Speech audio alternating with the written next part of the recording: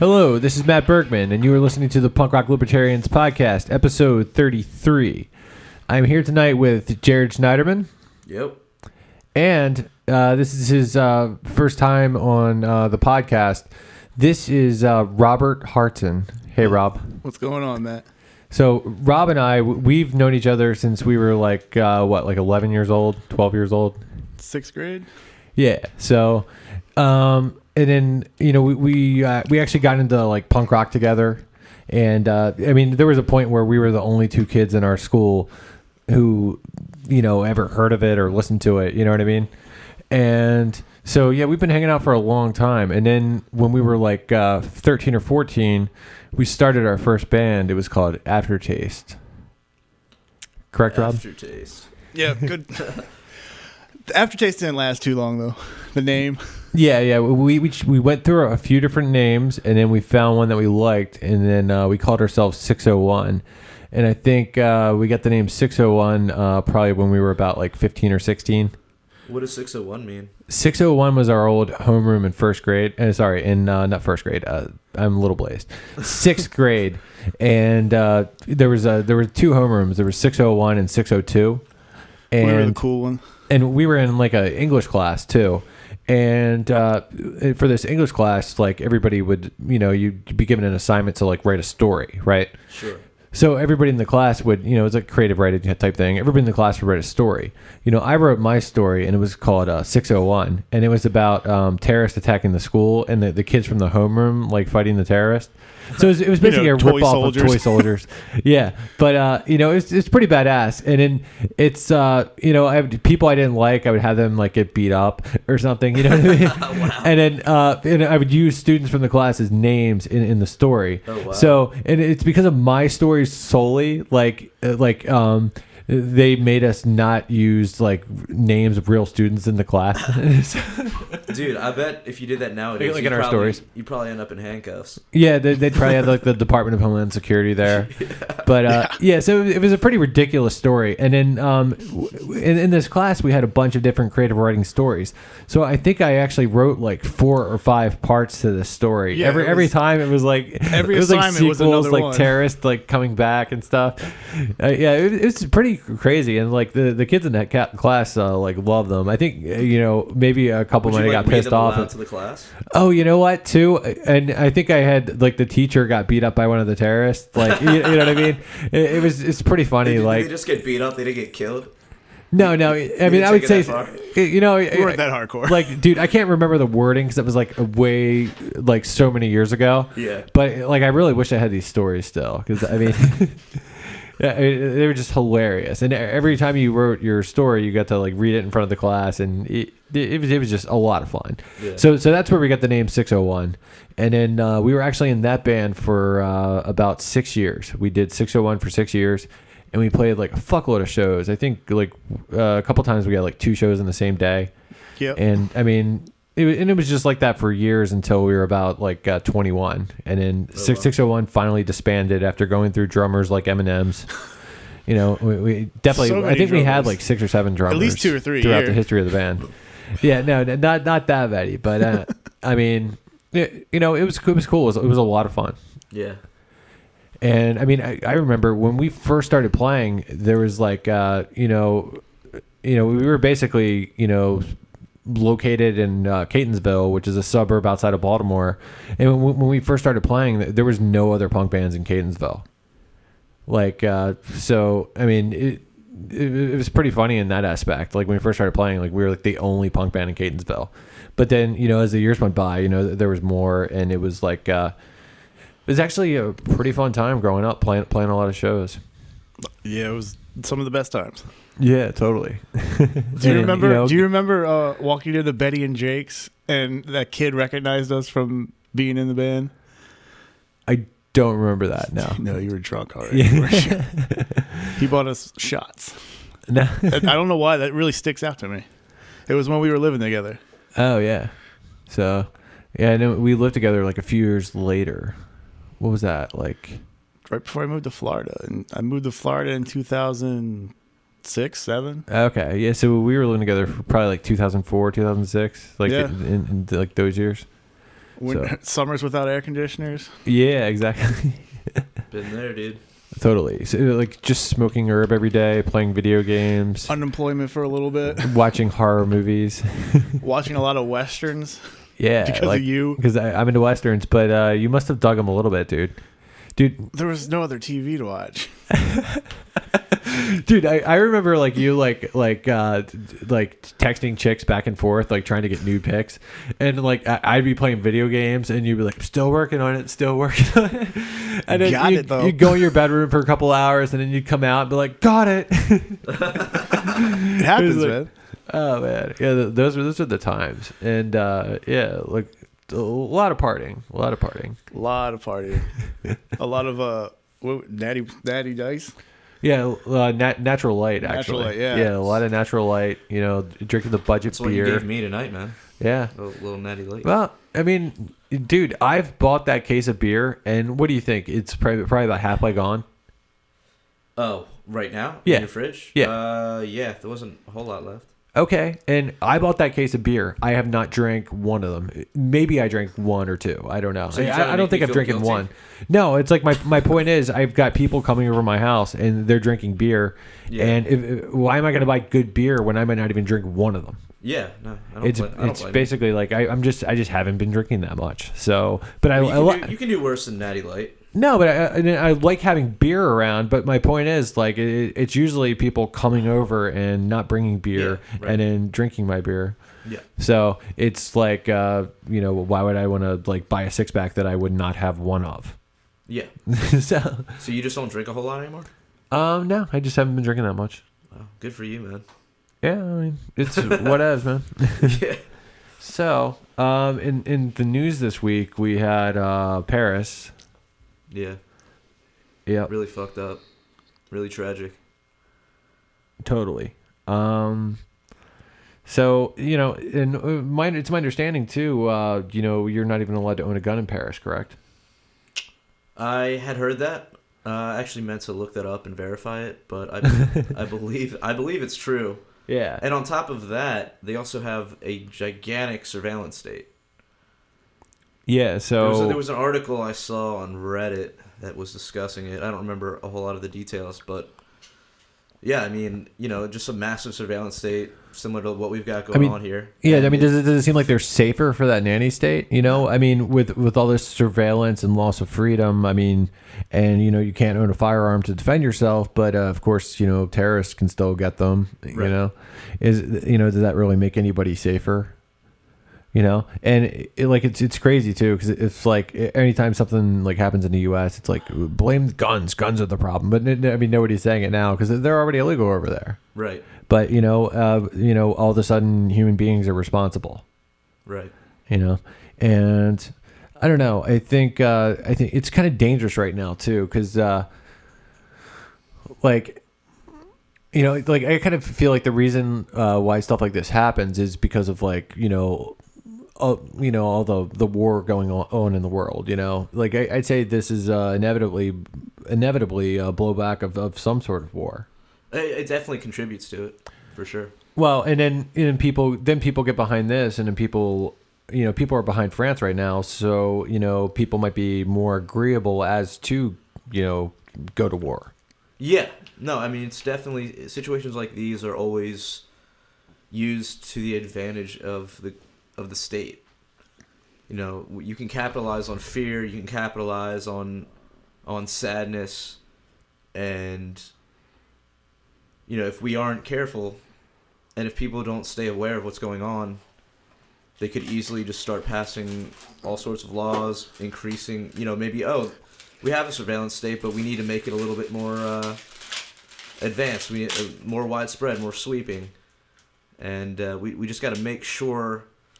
I mean, obviously we don't live in France, so we don't have a whole lot of control over that, but we can't let that affect what's going on here. We can't succumb to that fear, because obviously the surveillance state doesn't work. Obviously gun control doesn't work. Changing your Facebook profile picture does work, though. Oh yeah, of course. Slacktivism, man. Yeah. Yeah. Yeah, I mean, I'm really scared about what will come out of this. Mm-hmm. And it'll probably be more of the same. Yeah. So why do you suppose that the Paris incident got more excitement than what happened in Kenya in April, where 140 people were killed there? Yeah, and also nobody really knows about it. Also in Beirut, there was I think it was actually like 3 days before the Paris attack. Excuse me. There was a bombing there that took the lives of something like 50 people, and I didn't hear about it. And they were all conducted by ISIS, so it wasn't a different situation. Not that it matters what the situation is, but so why do you believe you heard about one and not the other? Well, because Paris is an ally of the United States. They're part of the West essentially, whereas Lebanon, it's all brown people. Kenya, it's all brown and black people. So it can be capitalized on by the media. It can be capitalized. Why am I having trouble saying that? Oh yeah, weed. Capitalized on by fear mongers and all that. Not that it isn't like a huge tragedy and a huge thing that people should be aware of, but it is telling that these other tragedies were also overlooked, even though they were equally as devastating. So. Yeah, it is pretty fucking crazy. Other news in this week, you had the latest GOP debate. What was it, the fourth? Yes, I think so. Yes, this was the fourth GOP debate. And you said, what'd you say? I was saying I haven't really been watching them except for... It's way too early. Except for the highlights. What? Way too early? Way too early, man. We're a year out. People are going to get burnt out on all of it. Yeah. Well, is this not normally when they usually start them, or? No, it seemed that they started a lot earlier this time around. Oh, really? To me. Personally, I'd rather see this stuff start earlier. I mean, I don't think you should fucking rush this shit. And I'd rather these guys have as many chances to appear as ass clowns on stage as possible. Very true, but still, you're not going to see the real them until you go for yourself and seek it out. Yeah, well... What do you mean? Go meet them? Yeah, but I mean, do your own research on them. Oh, gotcha. But I mean, seeing a bunch of debates and seeing these guys caught in lie after lie, or just hearing as much about what their plans are. I mean, I think it's good to see more of that. Whereas with the Democratic Party, they had 5 people on the stage the first debate, I believe, and I think now they're down to 3, and they've only had 2 debates, correct? Yes. So, they have a much more exclusionary process where, and I'm not blowing the GOP here, but I'm saying I do think it's cool the way that they're doing it, where there's there's the minor league debate and the major league debate, and they're allowing a lot of people to be heard, a lot of different ideas to be heard, and don't get me wrong. I mean, in most ways, I think, most people on that stage are pretty fucked, Yeah. And you say there's 11 different people up there with 11 different ideas, but really there's probably not that many ideas between them, It might just be little quibbles over whatever imaginary tax break they're going to... Totally, but I mean, I do believe some people are definitely going to be worse than others. Yeah, well... And, I think Trump is going to be pretty fucking bad, and he's in the lead, so why not give him as many chances to sound like an asshole as possible? Yeah, totally. And, I do believe, Rand Paul, for me, this week, he was I gotta say, for most of the process so far... all the debates up until now, Rand Paul's been kind of disappointing. Yeah. I think he did pretty well in the first debate, but in the second and third, he said nothing memorable. He didn't even appear like he even wanted to be there. It was it just seemed like, he's not trying much. He should be lighting a fire into these guys' asses. And that's exactly what he did in the fourth debate. It was somebody lit a fire under his ass. Yeah. So, I thought that was pretty cool. I thought how he brought up income equality at a Republican debate was pretty cool. Yeah. He even brought up, he was even talking about climate change some. And, and he talked about the Fed. He talked about the Fed, and he also made Trump look like an ass for thinking China wasn't involved in the TPP. So that was pretty hysterical. Just showing like how little Donald Trump really knows about things. He's just a blabbermouth. Shooting off bigoted opinions half the time. Yeah, and I don't. It's crazy to me. I was talking to somebody the other day, and just like some random dude, and he was telling me how like he would take Trump for president. Like it's so many people think that Trump is going to be a good thing for this country fiscally. It's how do you feel about that? How do I feel about that? Yeah. Well, I mean, they just think, oh, he's a businessman, therefore he knows how to run an economy. When the reality is, you don't run economies. You can't run an economy. Well, he's had failed business ventures too, though. Exactly, but people don't know about that though. They see Trump, the billionaire with Trump Plaza and the TV show and all that shit, and they think, oh, here's a successful guy who knows a thing or two about money. Let's put him in charge of our money. And he writes it off like. He almost makes it sound like the businesses that went under, like I made that happen on purpose. Like he almost makes it sound like that, because bad people were involved in investing, and it's basically like, he was trying to justify all the money that was lost there, and this is in one of the debates, and the media anchor was just basically like, if you can't make money for these businesses, how are you going to make it work for the American people? Why should we trust you there? Yeah. And like it sounds like Farina, another noted capitalist, quote unquote, apparently, she's lost a lot of large businesses a lot of money. So, yeah, but see, I mean, that's because that's because you took the time to actually, pay attention to this shit, whereas most people just go off the surface idea. The surface idea is Trump's a billionaire. He knows how to make money. So therefore, he can make the U.S. money. It's also, I mean, it's a name too. People know that name. Sure. They're already drawn to it. It's scary.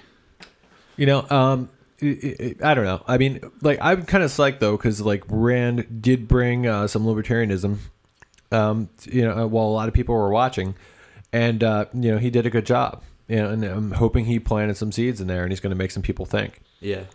I just hope he continues it. No, exactly. I wish he had been doing it from the beginning. I mean, how awesome would that have been? I mean, I think he could. Because, I mean, people are even saying that he, because people never really, back when Ron Paul was running, people never really said, oh, Ron Paul won this debate, even though he was always saying that shit, right? But for some reason now, and maybe it's the way Rand Paul can deliver it, because he's a better speaker than his father. But it seems like he did win that debate. You know what I mean? And it's not because we agree with what he's saying, and that he's saying libertarian things. It's he actually just won the debate in and of itself. You know what I mean? Yeah, I mean, like even the media would agree. Like, oh yeah, he won that debate. Really? Did anybody actually say that he won? That wasn't like say like a libertarian website. That I don't know that they said that he won. Like I know people were giving him props. Like they were naming him in the top 4. Maybe. So okay, maybe not win, but you know what I mean. Like he did well from what I saw, it might have been he might have even got 3, But everybody was quick to point out that he'd done much better than he had in any debate so far. Yeah. So, that's pretty fucking cool. If he can keep building up steam, I think that would be a good thing. Like if not for anything else, I mean, in the very least, it'll get people, thinking about, like a less interventionist foreign policy, Right. And like cutting back military spending. He didn't say anything about the drug war, did he? This time around? This time around, no, but I mean, I don't think it came up. I think Rand's been better on the drug war than, of course, anybody. No, but I'm anybody in either the Democratic or Republican debates. My point was just going to be that I would like to hear him bring that up, if possible. I would too. I don't think he was given any question that would. Yeah, exactly. Sure. Yeah, he's not just going to bring it up out of nowhere, but I would hope that. I hope at some point they ask about that. No, I mean, of course. I mean, I want to hear people talking about the drug war. I think it's great. We've made great progress with the drug war. Whereas I can remember, 10 years ago, You know, I remember hanging out, you know, with Rob. You know, we had our friends and shit, and like I'd bring up the drug war, and it's like so many people like when you tell them like heroin should be legalized, or like, no, that's fucking crazy. You know, it never looked like marijuana was ever going to be made legal. Right. Slowly but surely. Yeah. And honestly, I didn't know that I'd ever see it, because I look at it like this. There was a lot of fucking hippies smoking pot back in the 60s. You know, that's a lot of people enjoying it and knowing that it's not going to kill you. It's not the worst thing in the world, you know. And they probably thought to themselves, like, well, this can't be illegal forever. You know what I mean? It's like ridiculous. Right. But I mean, then the drug war just like escalated and escalated and escalated. And as the war got worse, so did the fatalities. So did the victims. Yeah. You know, but now hold on. Going back to the hippie thing, do you think that was because the hippies were more like apathetic? Dude, I don't know if they were, man. Because I mean, there was like a lot of like peace protests and shit in the '60s. It kind of seems like people back then were a little more hardcore than they are now. I mean, you know, I don't know. Yeah, there was the peace stuff, but was there any like? There wasn't much in the vein of like fighting the drug war, was there? Fighting against the drug war, I should say. Well, I mean, they were probably smoking pot at their rallies, and they were probably, you know, I can't say I've heard any specifically, but I'd imagine that they were inevitably against it if they're, you know. Well, sure. Yeah. I'm just saying it could be now, and maybe, you know, maybe it just takes time, but it seems like now there's way more just like direct activism against it. I would think that it would be crazy for them not to talk about it, but the thing was, like, it's never really been an issue. Everybody is against drugs, you know? Everybody has been for a long time. It's kind of cool though that now the victims are actually being talked about and acknowledged, you know, because like fucking, you know, the drug war escalated a bunch by Nixon, and of course Reagan did a fuckload to make it worse, and then Bill Clinton during the 90s passed some of the most fucked up laws ever. And you know, this is a dude who admittingly smoked weed, you know, right? And you know, and he's also he had cocaine, you know, and like under Clinton, you know, there was actually a law passed where, like, you know, if your boyfriend was a drug dealer, and even if you were in the house, and even if you didn't even know about it, you know, you're gonna go to jail. You know, it's just fucking crazy. You know, and you know, since then, you know, laws like that have been you know, overturned, but you know, it's definitely great to think about the progress that has been made and how this is an actual issue now. Uh-huh. So, what do you think about like the media? Like, I mean, like on how they're treating Ben Carson. Do you think they're kind of just you know, harder on him than they are on some others, or you think they're getting a little ridiculous with it? I mean, it's not as apparent to me because I really don't pay attention to the media unless it's like independent media. I mean, I'll read articles on the New York Times. I'm not saying I won't, but I don't necessarily track everything going on. But what can you give me an example?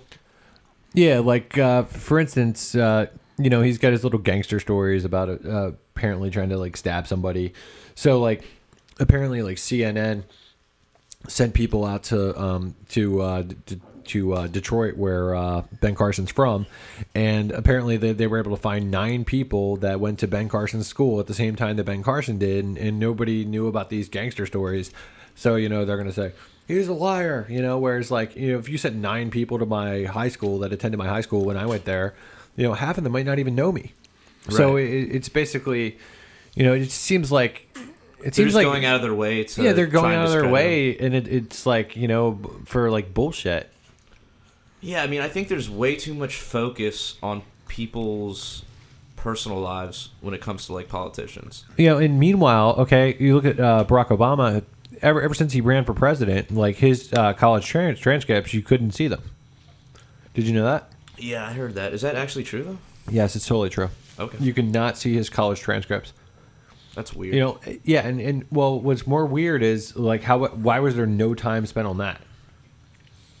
Well, because he's the front runner. Right. You know, why was there no time spent on that? Huh. Yeah. So what, you think they see Ben Carson as some kind of threat? No, well, I think the media is liberal. You know, Yeah. I'm not calling them progressive. You know, I think they're fucking warmongers. You know, Right. But I mean, they're fucking liberal. You know, so they don't spend as much time going after a Democrat as they will a Republican. Okay. Yeah, that's fair enough. Yeah. And I think Barry was also their candidate. Right. Yeah.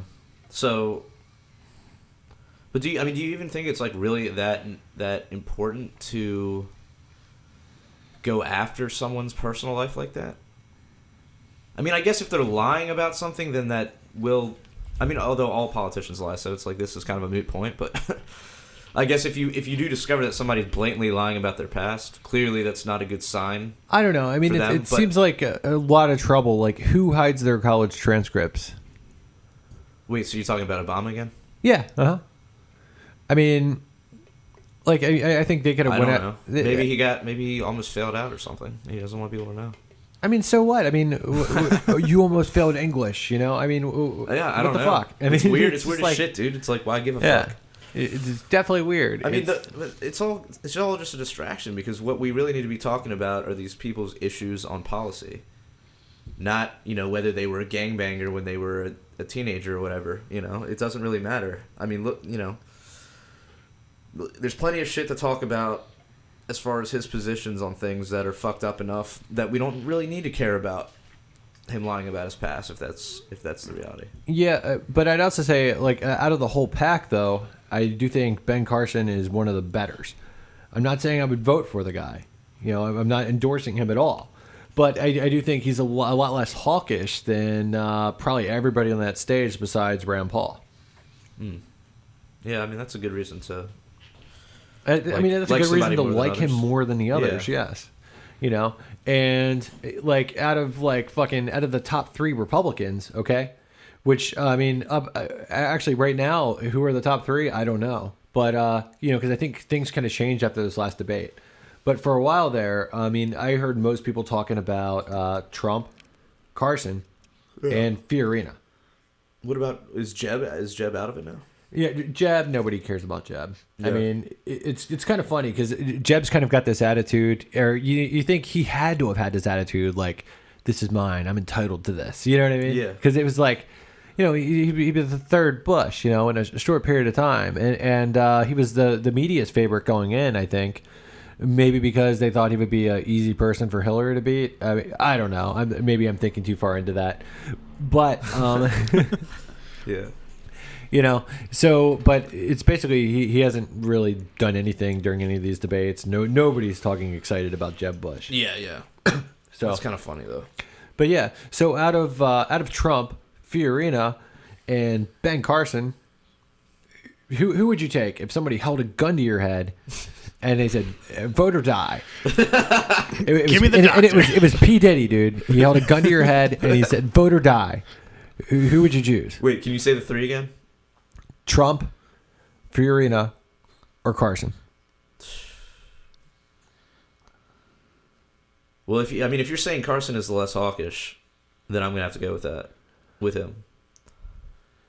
I mean, I definitely wouldn't go for Trump. I don't know a whole lot about Fiorina, but apparently she's super hawkish, super dude. hawkish, yeah, super hawkish, and she's like retarded on the war on drugs. But so is Carson. So, I mean, that's one big thing I have against Carson, Can I just shoot myself in the head? But can I just take the bullet?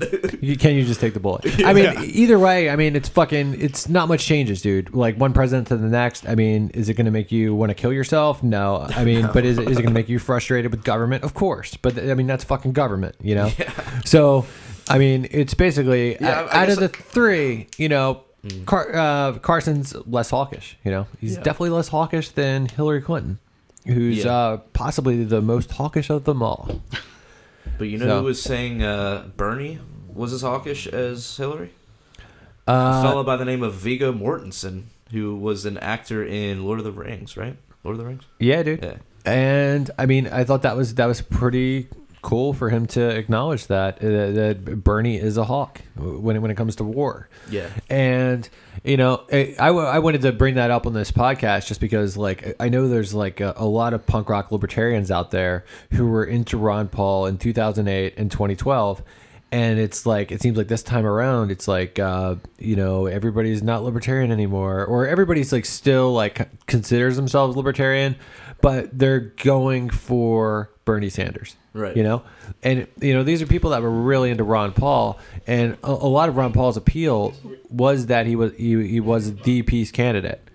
So the hell does that sound? Yeah. I don't know. I think it's fixed now. But yeah, so a lot of Ron Paul's appeal was that he was the peace candidate, and people like to compare Bernie Sanders, to say he's like the Ron Paul of 2016, when if you're talking about peace candidate, that's not the case.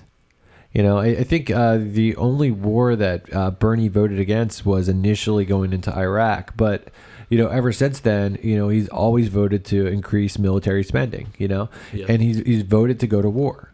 Right. So now, the fact that this guy's saying it, like, I mean, me personally, like, I don't really care if a celebrity says something. Well, that's everything to me personally. Well, is he still a celebrity? What's everything? What? No, I was just fucking around, dude. Okay. You don't care what anybody says? Is that what you're saying? No, I mean, no, but okay. Here's why I think it's cool. Okay, this guy is outspoken progressive, like politically. Yeah. He's always been outspoken about it, and for him to point that out and acknowledge that, I mean, I think maybe some people should listen. Maybe some people should look at his voting record. So, that's why I think this is cool. If this is going to draw attention to that, great. But I mean, do I care what he thinks? I mean, I think he's right about this. Yeah. So I mean, I don't, like, me personally, I don't care, but I know that the fact that he is a celebrity and that he is actively progressive, there are people who will be listening to what he says. So, if anybody can find a podium to speak, regardless of whether they're a celebrity or not, I mean, I think that's important. And this guy even noted, he's like, he said he wants Bernie Sanders to become president. He said he loves a lot of the things that Bernie Sanders wants to do, but he pointed out that he was a hawk. Okay. So, and I guess his point was, at least be aware of what your candidate is doing. I guess his point was, I mean, he said, I don't like, he's basically saying he doesn't like Bernie in that way. In that way? I'm like into you, but I'm not that into you. He doesn't like Bernie in the way that he's so hawkish, but he likes Bernie and all of his progressive, stances. Yeah.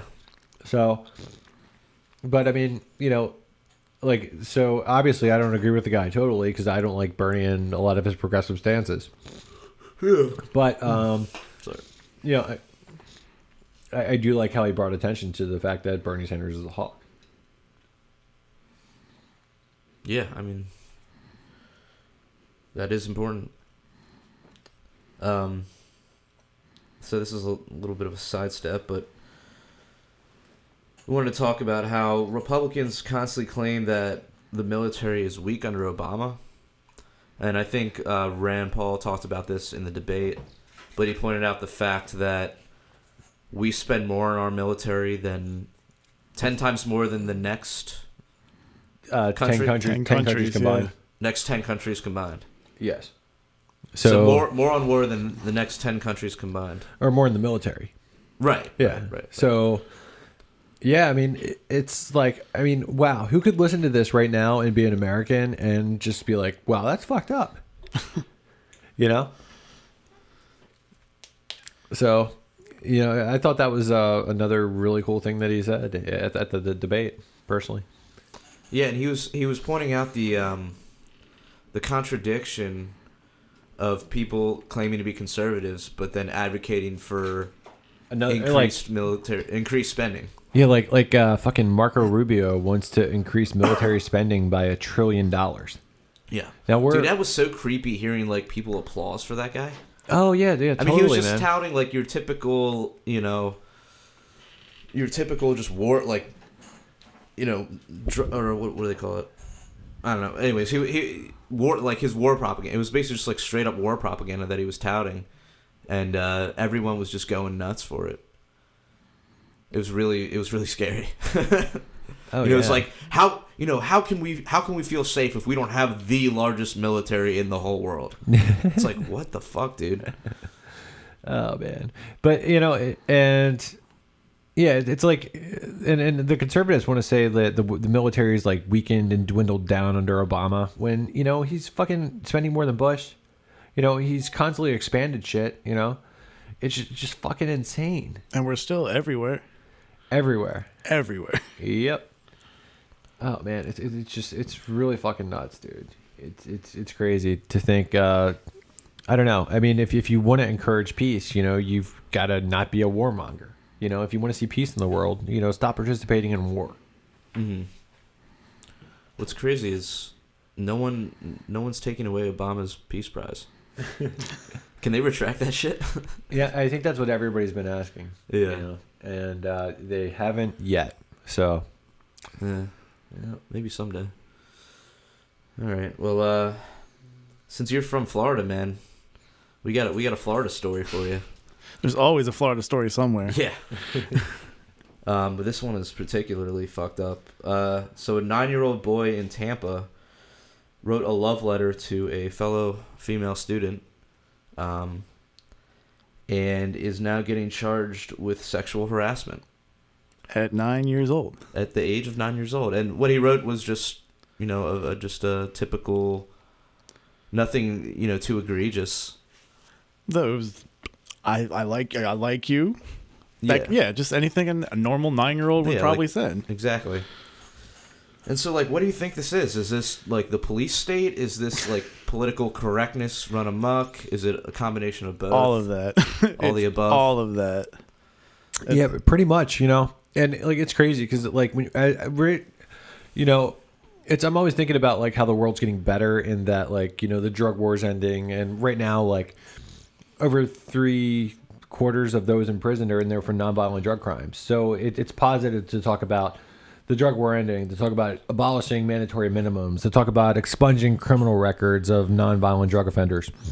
Right. But, you know, at the same time, there's all these other crazy laws for all these other crazy things. So it's kind of like, you know, as we get rid of one, it's like the police state is like replacing it with another. You know, so yeah, it's just fucking insane. Let the kid be a kid. Yeah, exactly, man. How many like love letters were floating around school when you were a kid? Yeah, they were all over the place. Yeah. I mean, he's already going to be embarrassed about it later on in life. Now he's going to be super embarrassed about it because he's going to have it on the internet for the rest of his life. I wonder. No, I mean, you think you'd be embarrassed about love letters you wrote when you were a kid, like later on? If something like this happened, yeah, this could have a profound effect on this kid's psyche. Didn't they remember the article? Yeah. I mean, it's was saying they were yelling at him. I mean, it's totally not good, but it's kind of insane. I might talk about it like, yeah, this one time. Actually, yeah, that is really embarrassing because he's just gonna sound like a sicko when in actuality he just wrote a little innocent love letter. Right. Now, is something like this, if he actually gets convicted of this? I mean, are they bringing like criminal charges, or is it like? I think it was if he did it or again. Disciplinary. It's a threat if he does it again. I didn't even know you could charge a minor with sexual harassment. I'm not sure exactly how that works either. I mean, isn't that the whole idea? Is like, but then I guess you can charge a minor with what was it? Child pornography by videotaping themselves, right? This kid hasn't even gone through puberty yet, though. I mean, I'm pretending like the law is consistent in some degree, which it isn't. So I don't even know why I brought that up. Did you hear about that, Rob? It was like it was a kid who was like 16 or 17.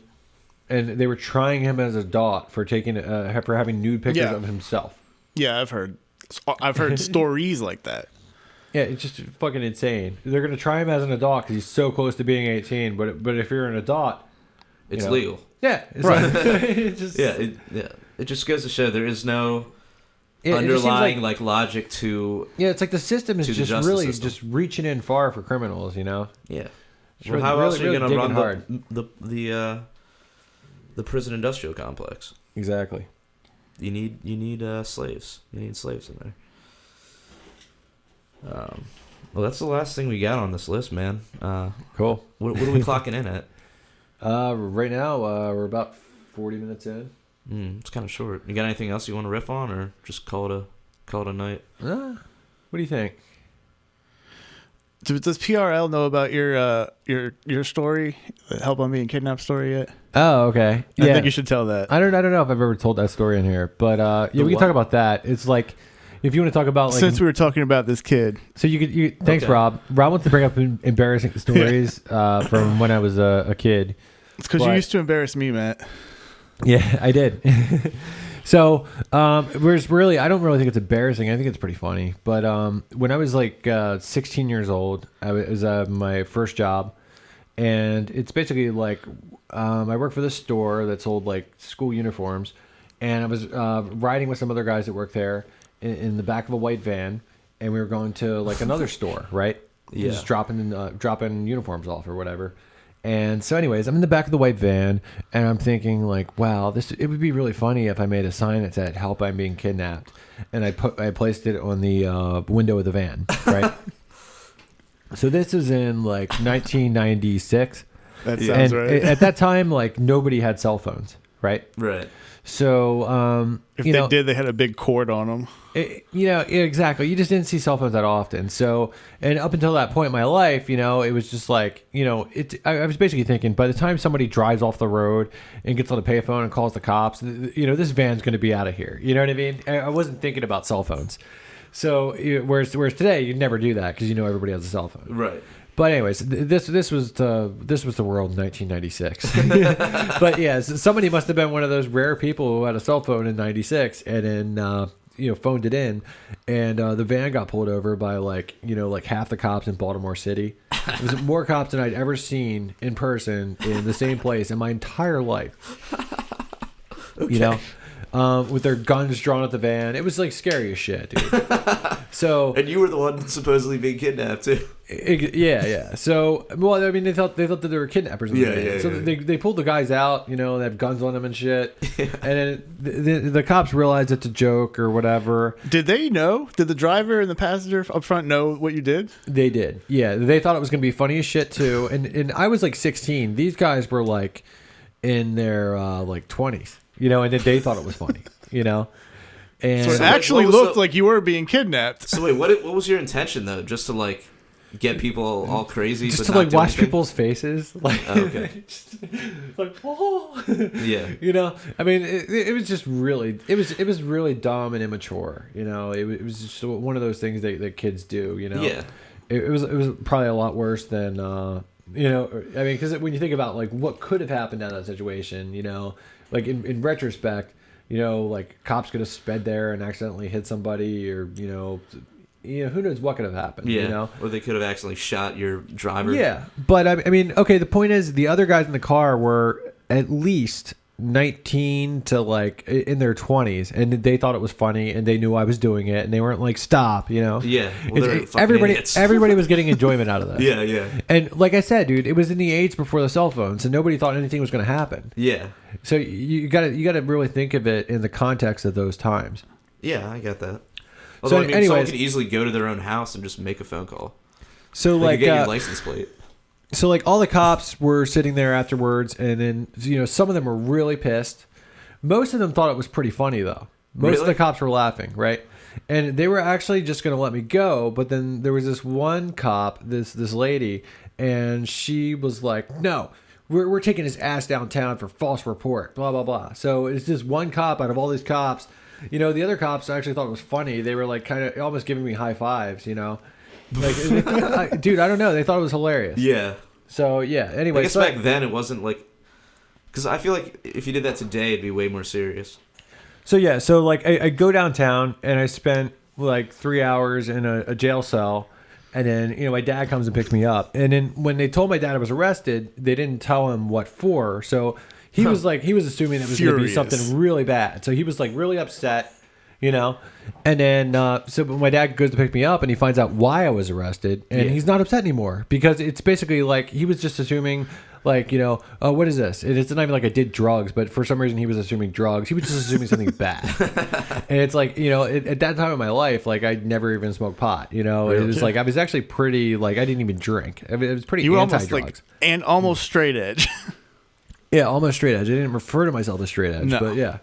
Matt didn't even start drinking till he was like what? 19, I think like 20? 19, something like that. Late 20. bloomer. Yeah. I think I was like 17, 16 maybe. So at any rate, like, and then I remember my dad driving me home, and then when I get home, I'm getting out of the car, and I'm thinking to myself the whole time, like, yeah, hopefully I'm not gonna get punished. Fuck yeah, you know. So I'm walking into the house. I'm like 5 feet away from the door, and he's like, "Yeah, I gotta punish you for this. You're not allowed to go out for tonight." And then I'm thinking like, tonight. "Yeah, just for tonight. one day. Okay, cool, fine. Yeah." I thought, you know. Whereas if they would have told him right away what I did, I guarantee you he would be pissed as fuck. But since it probably took him because like, he was thinking the worst on the way down there. I mean, it probably took him like an hour to get downtown or whatever, you know. And he like built up this whole thing in his mind, like you were gonna be in jail just for like how 5 horrible. years. Like I remember he went there with my uncle, and I mean, and I remember my uncle like in the car ride on the way home, my uncle's like, you guys should have ate the note. And he's like, you could have just given a piece to the other two guys, and it's Good no old evidence, Uncle you know. It was just like fucking. Yeah, so that was that story. That later on that night or the next day. Oh, so you had the note in the car when they pulled you over still? Yeah, we still had the note. Nobody ate the note. Yeah, they should have eaten the note, dude. Maybe, Later. but I mean, dude, imagine you've got all these cops like pointing at the car. It's like getting crazy, and it's like I really just wasn't thinking about it. Yeah. Plus, it's probably hard to eat. Like, how big of a piece of paper was it? I mean, it was like an 8.5 by 11 sheet of paper. Yeah, those are hard to get down, dude. And you know, you gotta really try. You know, I can't remember if it was a piece of cardstock or just a regular piece of paper. Cardstock would be brutal. Probably rip your stomach open. Like I can't remember. So at any rate, I mean, it happened pretty quick. Yeah. Well, that's crazy. Not really relevant, but a good story. So until next time, live free. We can make a break the power, break the power.